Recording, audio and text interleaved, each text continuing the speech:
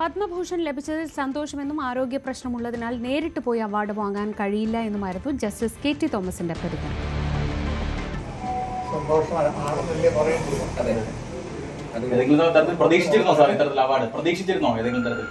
ഒട്ടും പ്രതീക്ഷിച്ചില്ലെന്ന് മാത്രമല്ല, ഇന്ന് 12 മണിക്ക് മുമ്പ് ഇങ്ങനൊരു കാര്യം എനിക്ക് വരുമെന്ന് ഞാൻ വിദൂരമായി പോലും പ്രതീക്ഷിച്ചില്ല.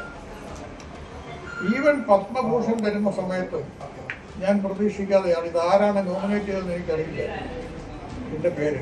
പക്ഷെ ഞാൻ പിന്നെ അറിഞ്ഞ ആരാണെന്ന് അധികം പറയുകയില്ല. ഇല്ല, ഇത് ക്യാബിനറ്റ് ഡിസിഷനാണ്. അത് ക്യാബിനറ്റ് ഡിസിഷൻ ആരും നോമിനേറ്റ് ചെയ്യേണ്ടത് ഗവൺമെന്റിൽ നിന്ന് ഞാൻ നേരിട്ടില്ല. ആശംസകളൊക്കെ അറിയിച്ച് ആരെങ്കിലും വിളിച്ചായിരുന്നോ? ആശംസ അറിയിച്ച് വിളിച്ചിട്ടുണ്ടായിരുന്നു?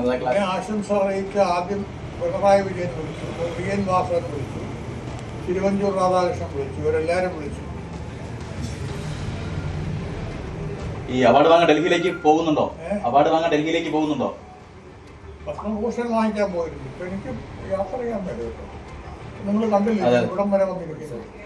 ഞാൻ നെടുമ്പാശ്ശേരി വരെ പോയച്ച് വിമാനത്തെ കയറി ഡൽഹിയിൽ ഇറങ്ങിയിട്ട് 2 ദിവസം താമസിക്കട്ടെ. എന്താണെന്നറിയോ, തലേ ദിവസം പോയി ഒരു റിഹേഴ്സൽ അതിന് പങ്കെടുക്കണം. ഈ രാഷ്ട്രപതി പോലെ നടയെല്ലാം കയറി പോകേണ്ട കാര്യമില്ല. ആരെങ്കിലും വിട്ടാൽ മതി, മക്കളെ ആരെങ്കിലും വിട്ടാൽ മതി. അങ്ങനെയായിരിക്കും തീരുമാനം.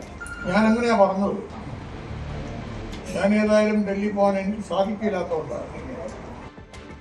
രാഷ്ട്രത്തിന് സമർപ്പിച്ച ജീവിതം കൂടുതൽ ധന്യമായെന്നായിരുന്നു പത്മവിഭൂഷൺ ജേതാവ് പി നാരായണന്റെ പ്രതികരണം. സ്വയം സേവകർക്കും ജന്മഭൂമി പത്രത്തിനും അവാർഡ് സമർപ്പിക്കുന്നുവെന്നും അദ്ദേഹം പറഞ്ഞു.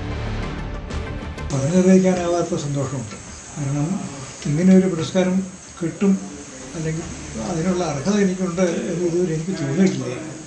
എന്നെ സ്നേഹിക്കുന്ന എല്ലാ ആളുകൾക്കും ഈ അവാർഡിൻ്റെ സമർപ്പണം ഞാൻ ചെയ്യുകയാണ്. 2 വിഭിന്ന ധ്രുവങ്ങളിൽ നിന്നിട്ടുള്ള ആളുകൾക്ക് ഈ അവാർഡ് കിട്ടി എന്നുള്ളത് ഒരു പ്രത്യേകതയായിട്ട് ഞാൻ കാണുന്നു. പത്മഭൂഷൺ പുരസ്കാരം ലഭിച്ചതിൽ ആഹ്ലാദിക്കാനും ദുഃഖിക്കാനുമില്ലെന്ന് വെള്ളാപ്പള്ളി നടേശൻ. താൻ അവാർഡിന് അർഹനാണോ എന്ന് സംശയമുണ്ട്. അവാർഡ് കിട്ടിയതിൽ നല്ലത് പറയുന്നവരും ചീത്ത പറയുന്നവരും ഉണ്ടാകാമെന്നും ഗുരുവിന്റെ പാദങ്ങളിൽ പുരസ്കാരം സമർപ്പിക്കുന്നുവെന്നും വെള്ളാപ്പള്ളി നടേശൻ പ്രതികരിച്ചു. അപ്പോൾ നൽകി സന്തോഷമുണ്ട്. ഇങ്ങനെയൊരെണ്ണം ഉണ്ടെന്നോ ഇങ്ങനെ മൂവ്മെൻ്റ് ഉണ്ടെന്നോ സത്യമായിട്ടും ഗുരുനാമത്തിൽ എനിക്കറിയില്ല. അത് ലഭിക്കുവാൻ പ്രാപ്തരാക്കിയ ബഹുജനങ്ങളെ അവർക്ക് ഇവിടെ അവകാശപ്പെട്ടതാണ്. എനിക്കിന്ന് യാതൊരു അവകാശമില്ല. ഞാനൊരു നിമിത്തമെന്ന നിലയിൽ പ്രവർത്തിച്ചു എന്ന് മാത്രമേ ഉള്ളൂ. അത്ര മാത്രമേ എനിക്ക് ഈ സമയത്ത് പറയാനുള്ളൂ.